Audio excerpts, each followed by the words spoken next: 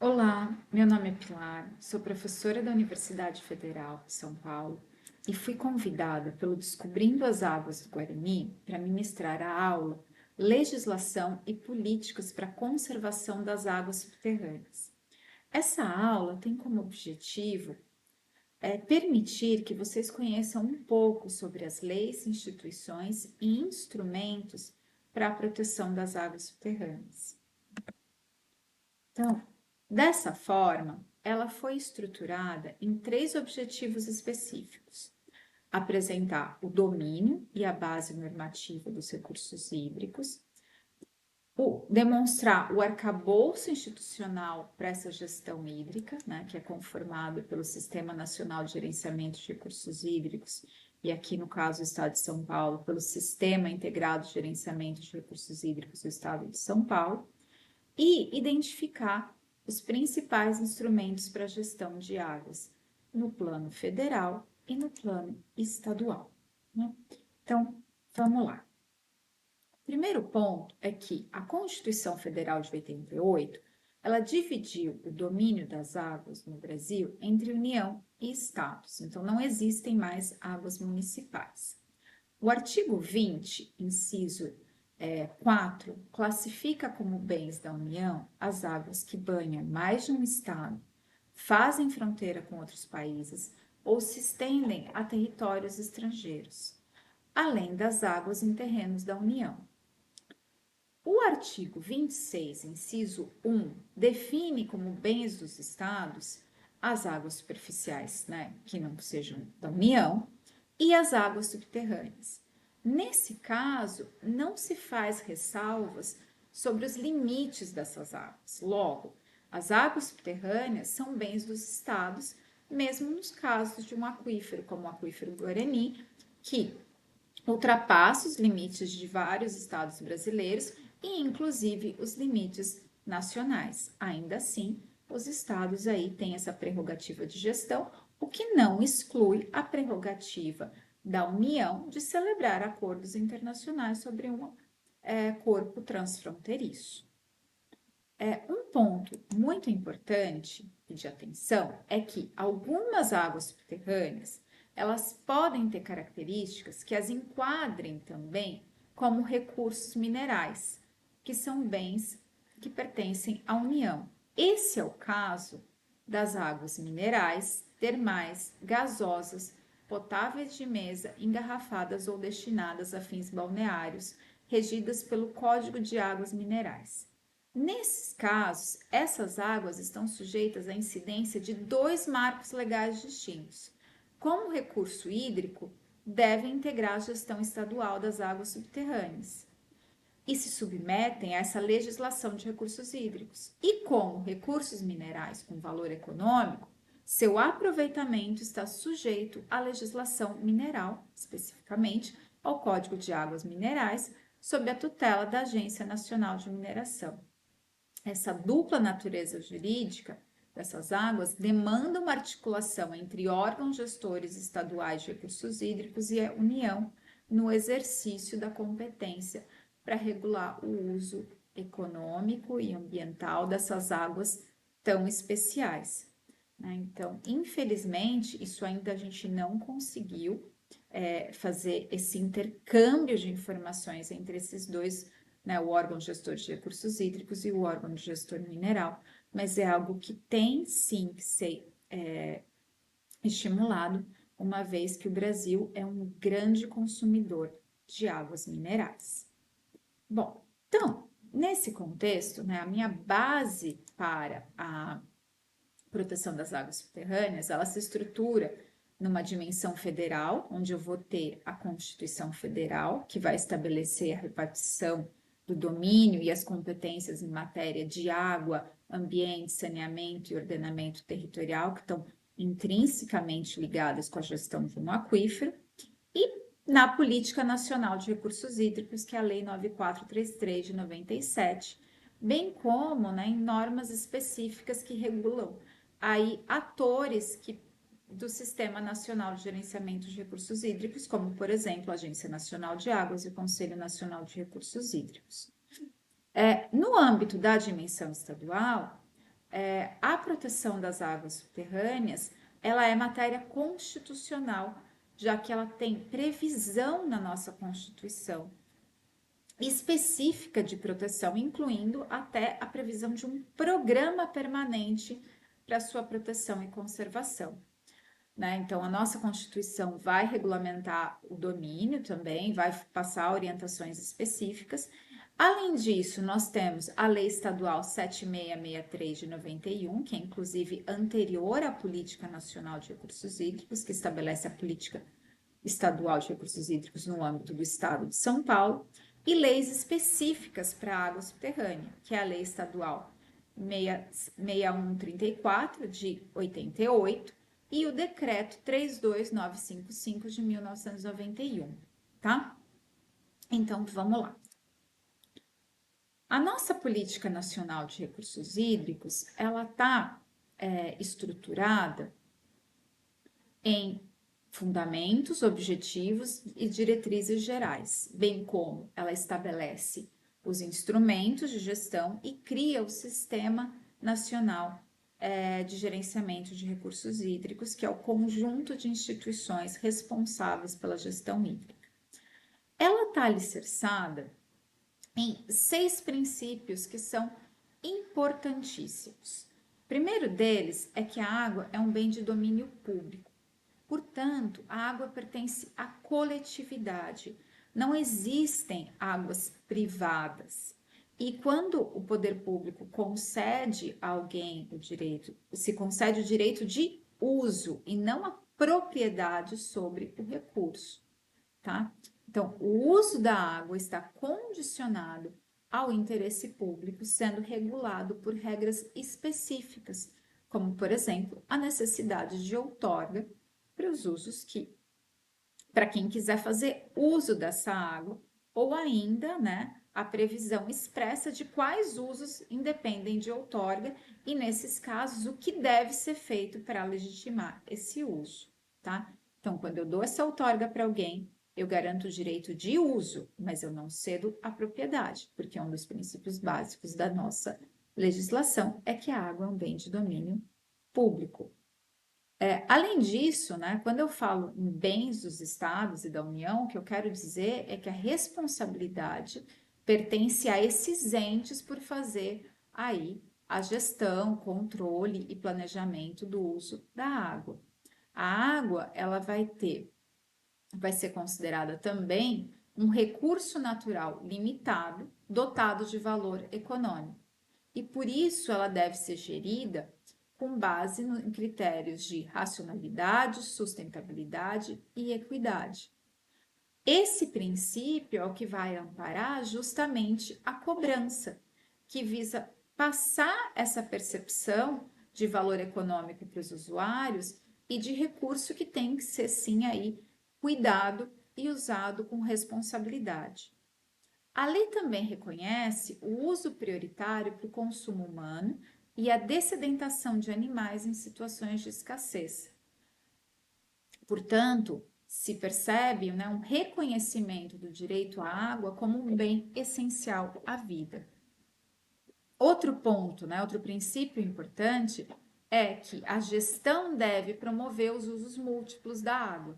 A água ela se presta para diversos usos e nenhum deles teria aí uma prioridade, a não ser nos casos de escassez, né, que aí a prioridade é do consumo humano e da sedentação, mas via de regra não há essa prioridade e todos têm que ter acesso. Então, a busca da nossa legislação é ampliar esse acesso entre esses diversos usuários, irrigação, abastecimento, indústria, lazer, entre outros. Se reconheceu a bacia hidrográfica como unidade de planejamento e gestão, bem como a gestão descentralizada e participativa com a atuação dos usuários, poder público, sociedade civil organizada. E aí até se criou, né, um espaço institucional para permitir essa gestão descentralizada e participativa, que são os comitês de bacia, que é um órgão de grande importância, porque cabe a esse comitê de bacia, por exemplo, estabelecer as prioridades da outorga, bem como, né, discutir quais vão ser as prioridades de investimento que vão ser postas nos planos de bacia para nortear, né, todas as políticas de aplicação dos recursos da cobrança, por exemplo. Então, a gente percebe que esses princípios, eles amarram todo um novo modelo de gestão de águas que visa justamente uma gestão democrática, participativa, descentralizada, que reafirma, né, a água como um bem público, entendido aí como bem de uso comum do povo, de natureza difusa, que tem uma função social e ambiental. E por isso mesmo que a gente precisa dessa gestão democrática, transparente e orientada para o interesse coletivo e não para fins meramente econômicos e patrimoniais. Nesse contexto, se estabelece o Sistema Nacional de Gerenciamento de Recursos Hídricos, o SINGRE, que é uma estrutura integrada que organiza a gestão das águas no Brasil, conforme previsto na Lei 9433 de 97. Essa rede, né, ela articula instituições de âmbito nacional e estadual, promovendo justamente essa gestão descentralizada, participativa e integrada. Então, o sistema ele é composto por 3 tipos de órgãos: órgãos normativos e deliberativos, que são os colegiados que definem diretrizes e tomam decisões estratégicas, ou seja, o Conselho Nacional de Recursos Hídricos no nível federal e os conselhos estaduais de recursos hídricos no âmbito dos estados. E ainda eu vou ter os comitês de bacia, né, que são aquelas estruturas mais descentralizadas no âmbito de cada uma das unidades de gerenciamento de recursos hídricos que vão ser definidas, né, pela legislação estadual ou pela legislação federal, e que eles podem atuar tanto em bacias interestaduais quanto nas bacias estaduais, e justamente representam o espaço participativo entre poder público, usuários e sociedade civil, onde a discussão e o debate da gestão acontece. E eu vou ter os órgãos executivos, responsáveis pela implementação das políticas. No plano federal, eu vou ter a Agência Nacional de Águas e Saneamento Básico, e nos estados, os órgãos gestores estaduais que executam essa política hídrica estadual. As entidades de bacia, pessoal, elas funcionam como as secretarias executivas dos comitês, apoiando tecnicamente e operando os instrumentos de gestão, como, por exemplo, a cobrança pelo uso da água. É importante destacar que desses atores, né, dois têm um papel muito importante em promover a gestão da água subterrânea, que é o Conselho Nacional de Recursos Hídricos, que já editou diversas resoluções voltadas especificamente para a proteção das águas subterrâneas e que tem o apoio de uma Câmara Técnica de Águas Subterrâneas, e a Agência Nacional de Águas, que tem incentivado a produção do conhecimento em relação aos aquíferos, bem como realizado diversas parcerias para ampliar esse monitoramento hidrológico e hidrogeológico, sem falar de toda a atuação da ANA junto aos estados para promover a aplicação da Política Nacional de Recursos Hídricos.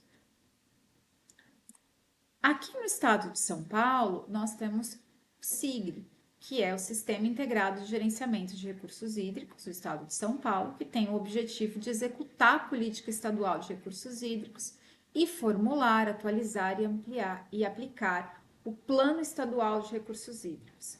Esse sistema ele é composto por diversos órgãos estaduais e regionais que contam com a participação de representantes do estado, dos municípios e da sociedade civil. E aí ele vai se dividir em órgãos de coordenação e de integração participativa, que é composto pelo núcleo de colegiados consultivos e deliberativos, a saber, né, o nosso Conselho Estadual de Recursos Hídricos, né, que é o órgão central, né, desses colegiados participativos, e os comitês de bacia hidrográfica, que atuam aí nas nossas unidades hidrográficas estabelecidas pelo Plano Estadual de Recursos Hídricos e que tem o apoio do Comitê Coordenador do Plano Estadual de Recursos Hídricos. E outros órgãos, que são os órgãos de outorga de direito de uso de águas, de licenciamento de atividades poluidoras e demais órgãos estaduais participantes.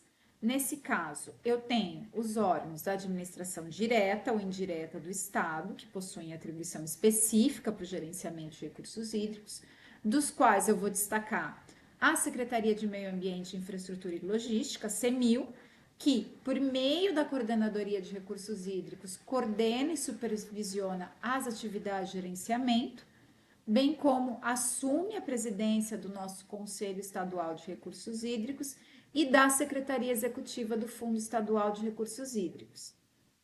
A Agência de Águas do Estado de São Paulo, a SP Águas, que foi criada pela Lei Complementar 1413 de 2024, que substituiu o Departamento de Águas e Energia Elétrica do Estado de São Paulo, da EE, né? E a SP Águas, pessoal, ela é uma autarquia de regime especial, com status de agência reguladora e que herdou todas as atribuições antigas do DAEE, sendo aí, então, né, ela assume o papel de fiscalizar, controlar e regular a gestão e o uso dos recursos hídricos sobre domínio estadual.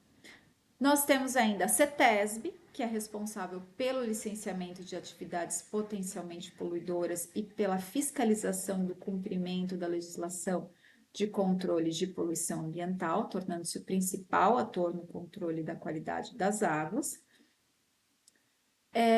Ainda nós temos o apoio financeiro de um Fundo Estadual de Recursos Hídricos, que é o FEHIDRO, que é administrado pelo Conselho de Orientação, né?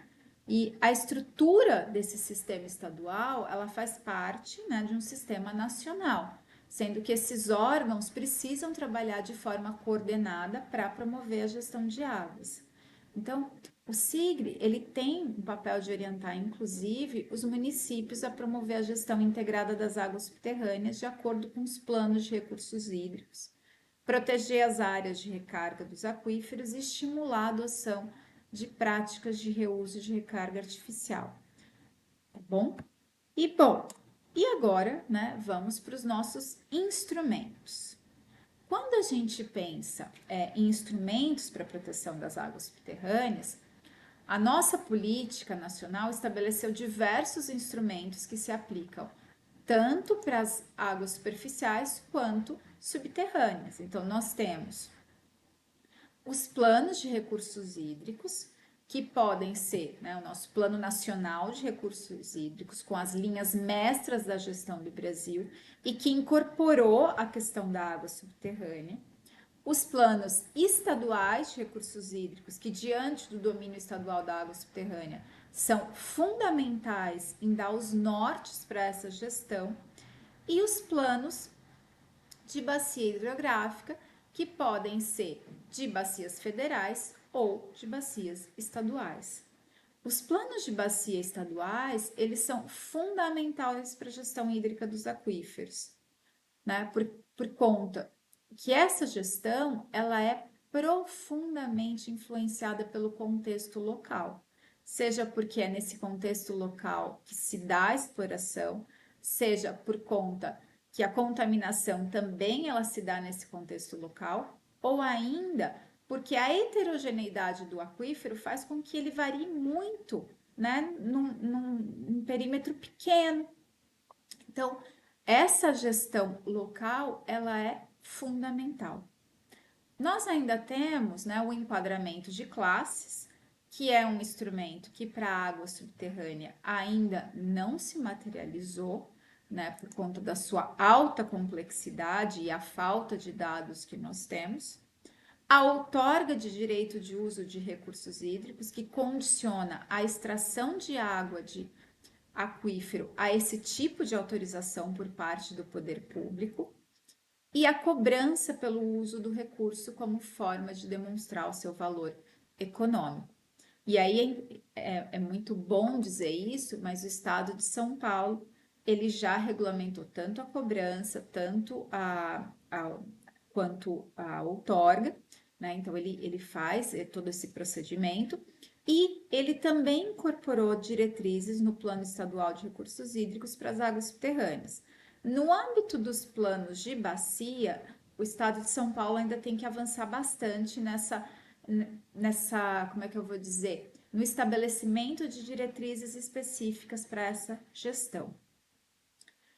E por fim, eu tenho os sistemas de informação, que no caso das águas subterrâneas, a gente tem vários problemas de disponibilidade de informação no âmbito dos recursos hídricos, porém, nós temos no âmbito do Serviço Geológico Brasileiro o Sistema de Informação de Águas Subterrâneas, o CIAGAS, que é um sistema de informação onde eu consigo dados de inúmeros poços no contexto nacional.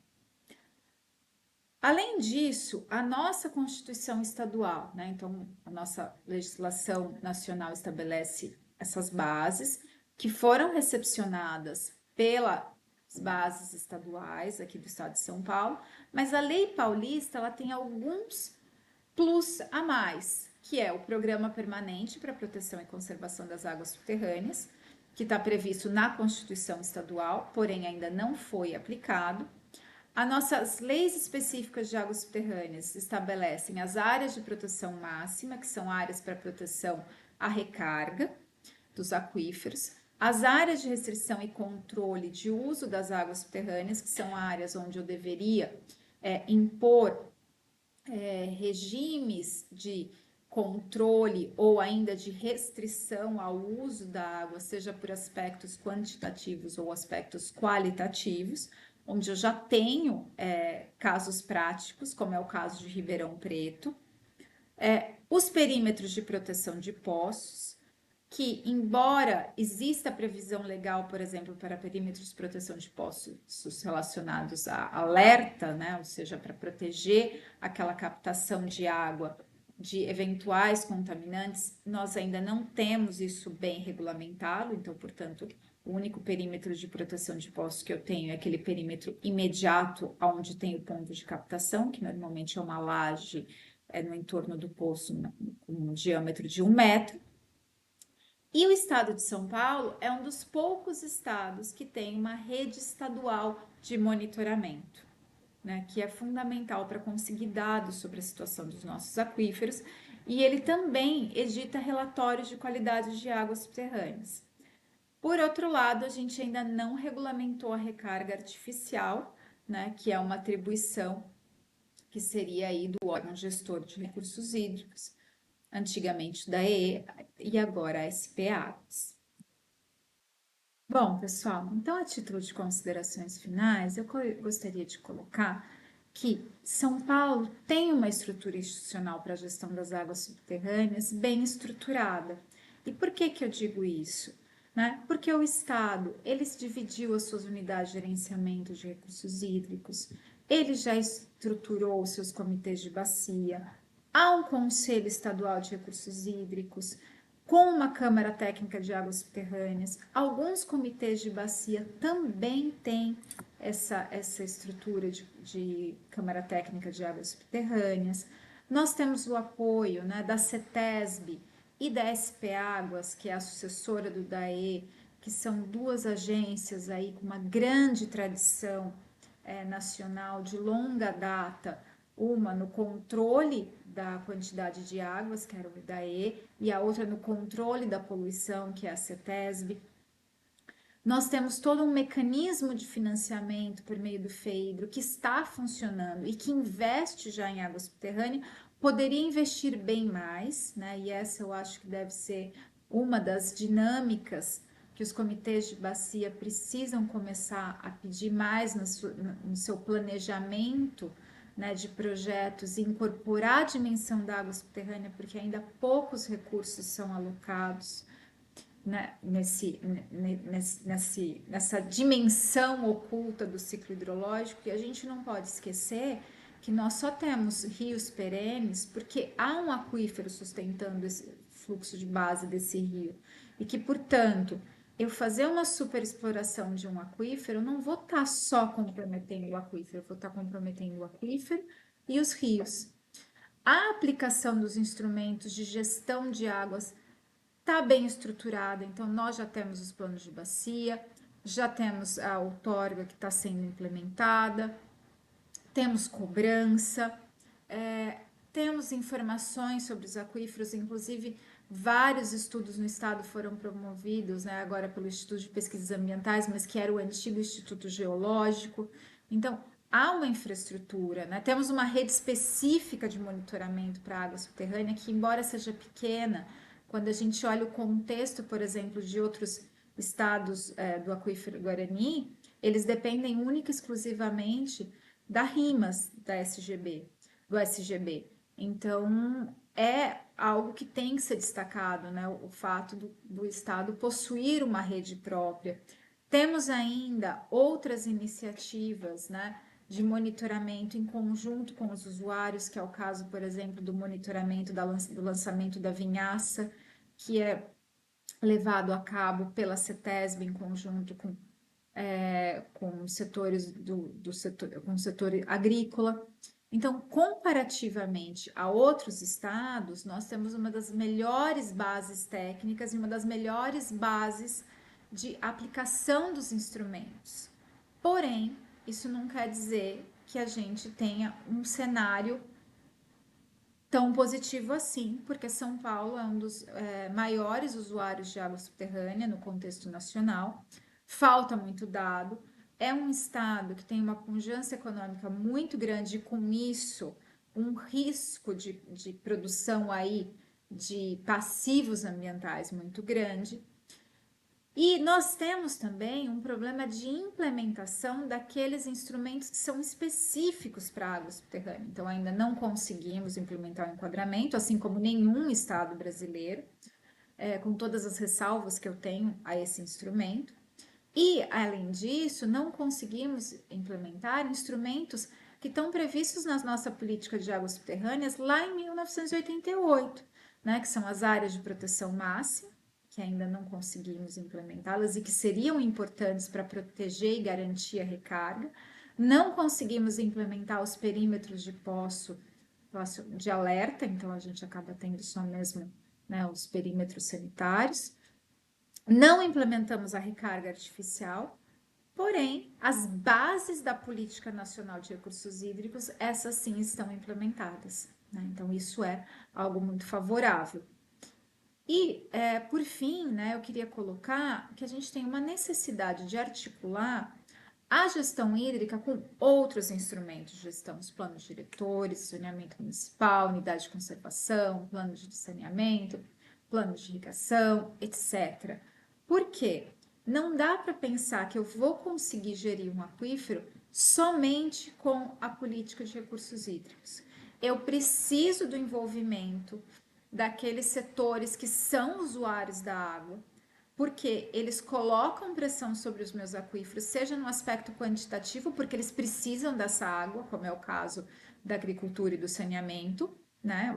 Você não tem como fornecer água para a população se eu não tiver esses aquíferos, eu não tenho como fazer irrigação, muitas vezes, se eu não tiver um aquífero garantindo o fluxo de base do rio, ou né, o próprio aquífero sendo utilizado como fonte aí de irrigação. E além disso, são também setores que causam risco a esse aquífero. Então, todo o uso intenso de agroquímicos que a gente tem, nós já temos estudos que mostram aí indícios de contaminação da água subterrânea por agroquímicos, isso está começando a aparecer nas redes de potabilidade, né? E a gente tem também os problemas das perdas das nossas redes de esgoto ou áreas que não têm rede de esgoto. Então, esse problema do nitrato é considerado um dos mais representativos em relação à contaminação da água subterrânea.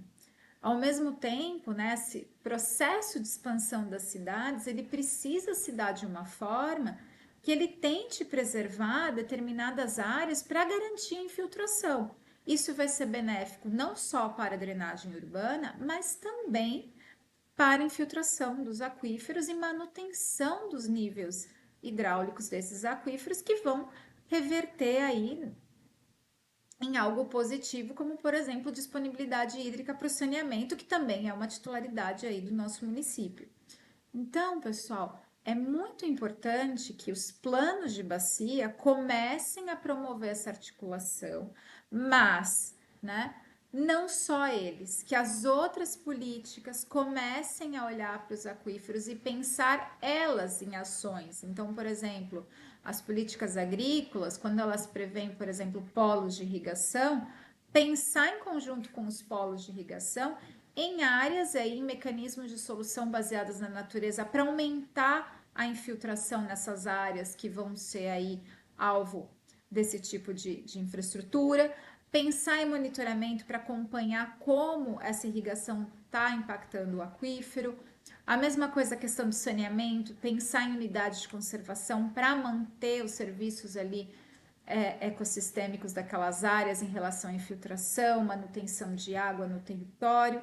Então, tudo isso são ações que precisam aí ser levadas em conta e não vão ser só pela política hídrica.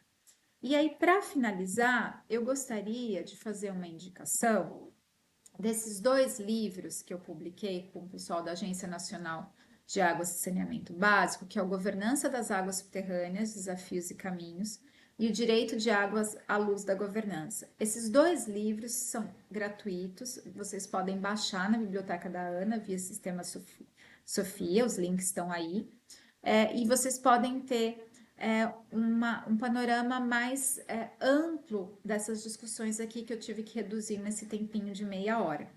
Tá legal? Eu espero que vocês tenham gostado, né? E o meu muito obrigada pela atenção de vocês. Tchau, tchau, pessoal.